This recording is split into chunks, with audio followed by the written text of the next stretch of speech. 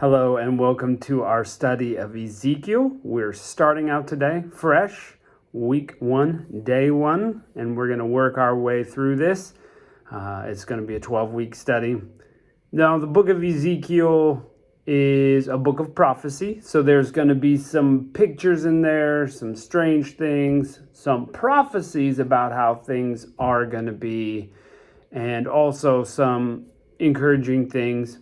Ezekiel, several times through the book, is called to be a watchman, to say the word that God speaks, because God will hold him accountable for the word being spoken. Now, how the people react to it is up to them, but Ezekiel is called to be the watchman.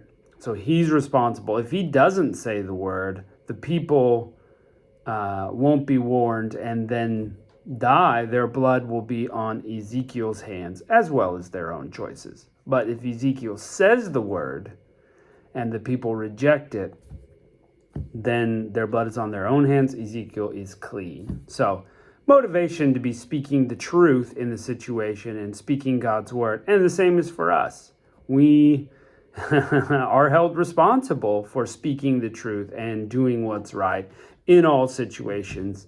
And God will hold us accountable for that. How the people react around us, is up to them and God. But if we don't say it, we also share in the fact that we should have said something and did not. So looking forward to that. Most of the places I saw placed this book as starting around 590, 593 BC and going through about 570 BC. So about a 25 years worth of prophecies. So let's jump right into Ezekiel chapter 1. Now in the 30th year, in the 4th month, in the 5th month, I was among the captives by the river Chebar. The heavens were open, and I saw the visions of God. Already we're getting kind of dates. Maybe this is the 30th year of exile. What is the 30th year? The 30th year of somebody's reign? It doesn't really say. And if I recall correctly, there's some debate about what these dates mean. Is Ezekiel 30 years old and 4 months and 5 days? Kind of open there. Now, what we do know is he is among the captives by the river Chebar.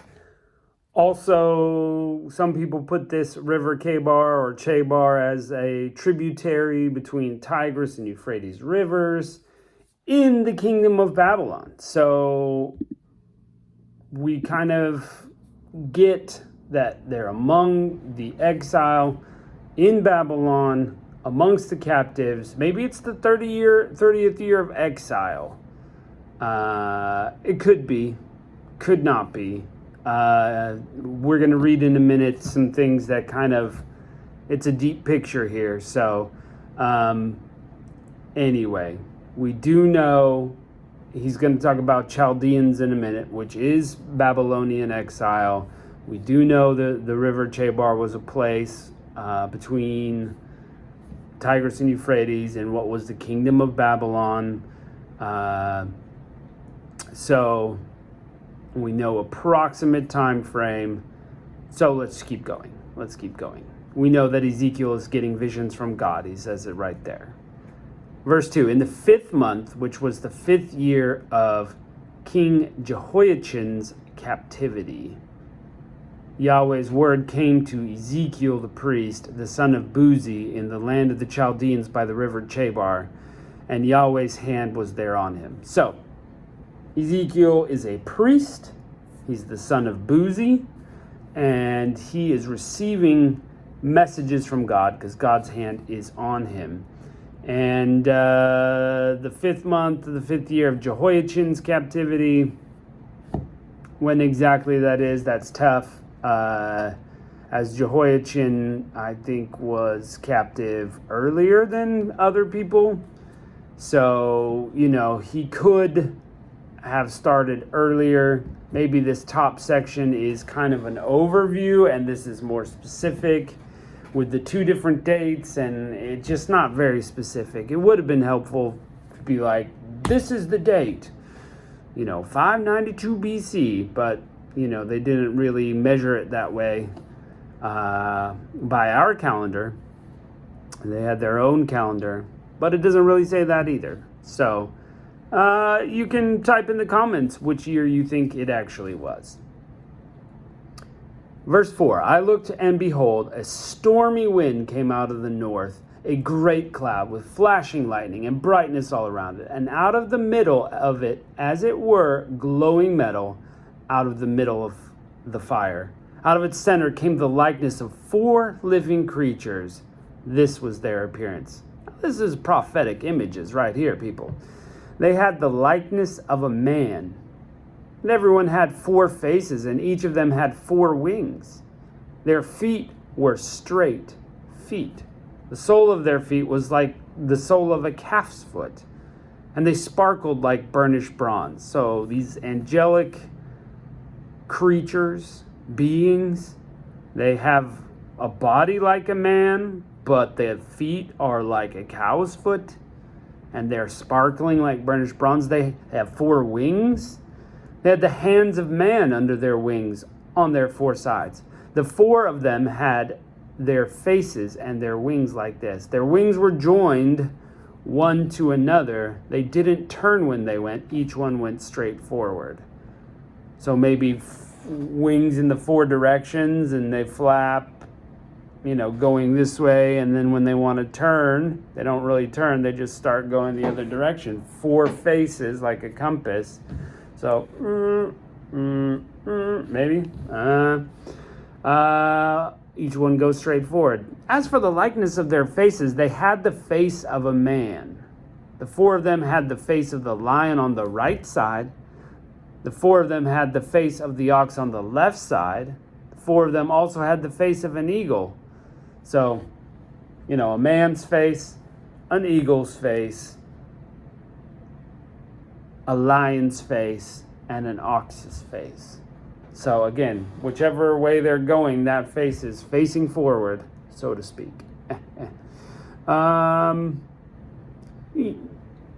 Yeah.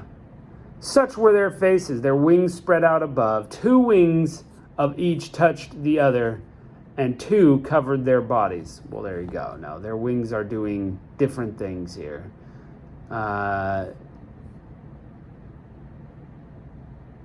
Had the hands of a man under their wings on their 4 sides.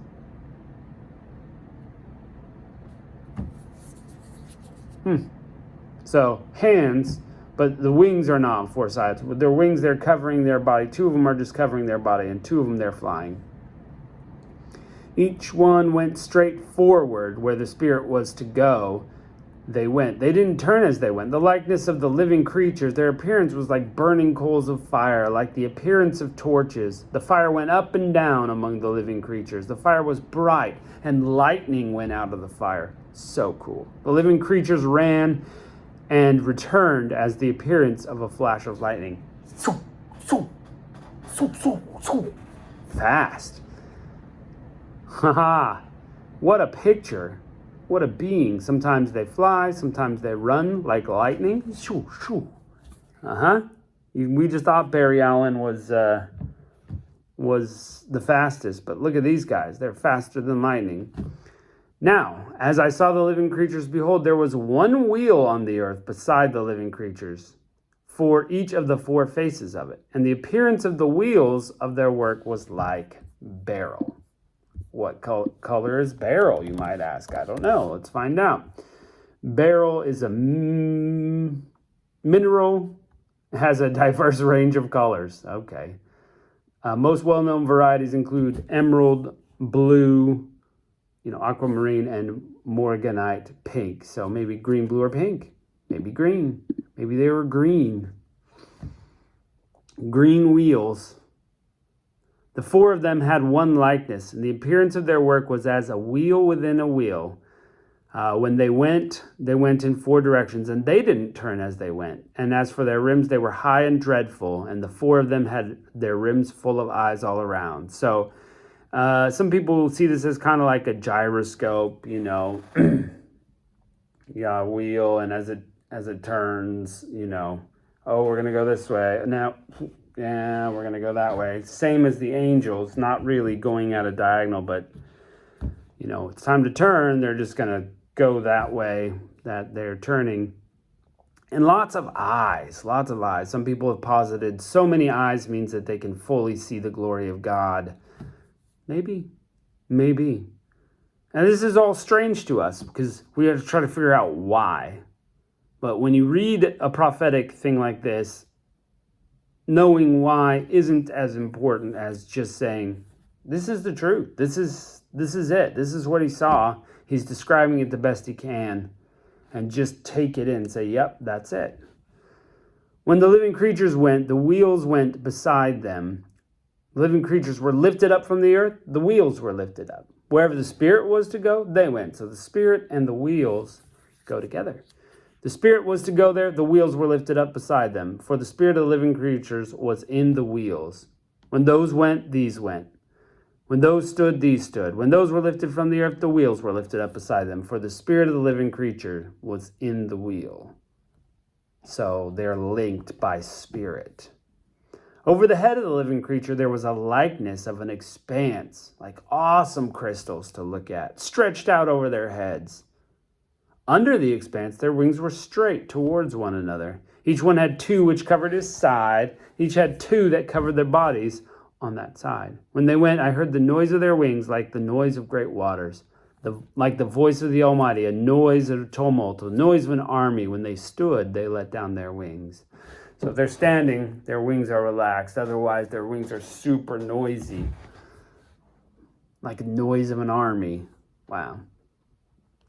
There was a voice above the expanse that was over their heads. When they stood, they let down their wings. Above the expanse that was over their heads was the likeness of a throne, as the appearance of a sapphire stone.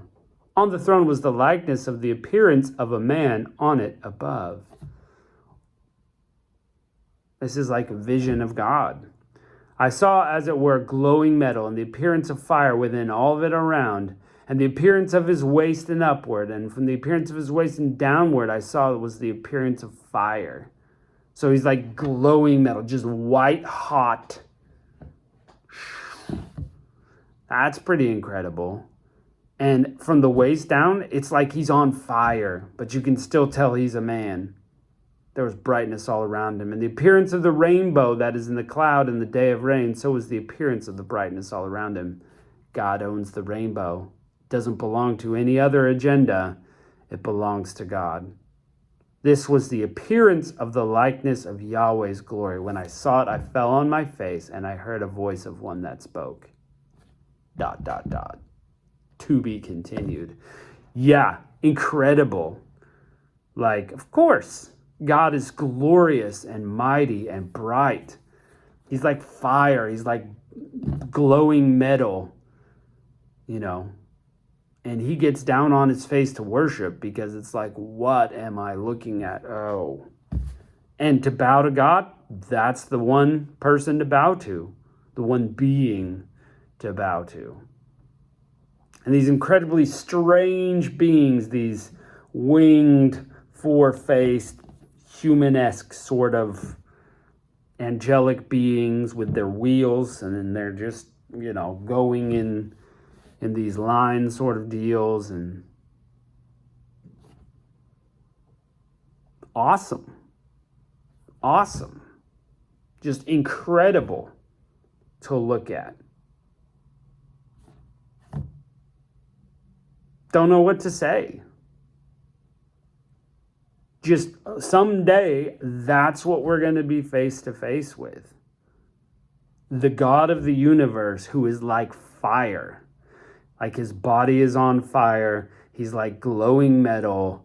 He's got this glorious throne. There are crystals all around it. He's got these angelic beings that are strange and powerful, doing his being. And all we're going to be able to do for a good long while is fall on our face and notice how holy this God is. Yet here we are on earth going about our daily business thinking, oh yeah, this earth is pretty cool. We're doing our own thing. Yeah, my plans matter. To this God of the universe, who's got his plans, I think his plans matter the most. And if you don't live that way, it's a problem.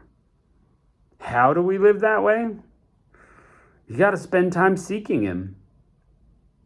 Got to spend time seeking him in prayer, in study of the word. So important because you're going to be face to face with this God. Are you prepared for that? I know we can't fully be prepared, but some of us are running hot the other direction, doing our own thing, not obeying the commandments of God. You got to stop that. Come, humble yourself before this God. I've got to do it too. I'm not saying you as though I'm perfect. I'm just saying so important, and this is why the holy God of the universe. What an incredible start. And can't wait to see how this goes and what this incredible holy God of the universe has to say to Ezekiel, the Watchman. Thanks for joining us, and we'll see you next time.